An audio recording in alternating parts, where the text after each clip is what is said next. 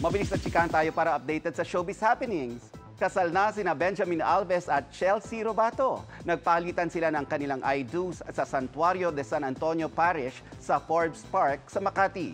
Suot ni Chelsea ang isang dreamy wedding gown, habang ang kapuso actor isang white suit na parehas gawa ng fashion designer na si Francis Libiran. Pupunta sa Pilipinas si Miss Universe 2023 first runner-up Antonia Porcilde. Bukas ng hapon nakatakdang dumating sa Maynila ang beauty queen para raw tuparin ang kanyang duties for Miss U. Sa hiwalay na post, inihayag din ng Miss Universe Philippines ang pagdating ng Thai beauty queen sa bansa. Balik Pilipinas na si Tom Rodriguez.